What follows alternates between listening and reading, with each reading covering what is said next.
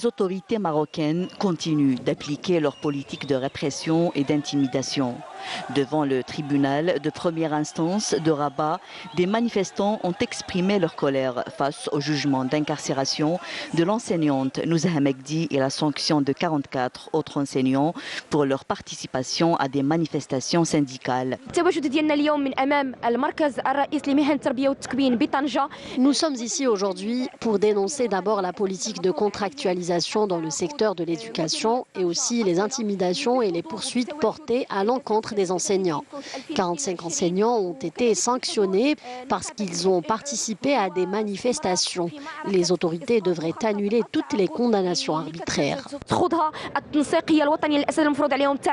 La coordination nationale des enseignants au contrat imposé a annoncé dans un communiqué sa décision d'arrêter de travailler jusqu'au 20 mars. Elle a également annoncé une autre grève de 4 jours à compter du 23 mars prochain. Une nouvelle atteinte aux libertés et une infraction flagrante des droits fondamentaux des enseignants qui risque de provoquer une implosion sociale dans un pays déjà agité par plusieurs mouvements de protestation. En effet, les indicateurs socio-économiques du royaume sont préoccupants selon les analystes.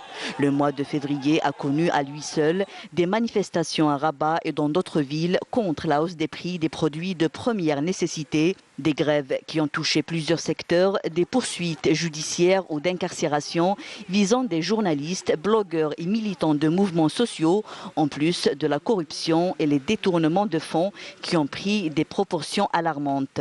Le secteur de l'enseignement supérieur et de la recherche scientifique n'est pas en reste. Le syndicat marocain vient de condamner fermement la participation d'une délégation de chercheurs sionistes à une manifestation scientifique de normalisation.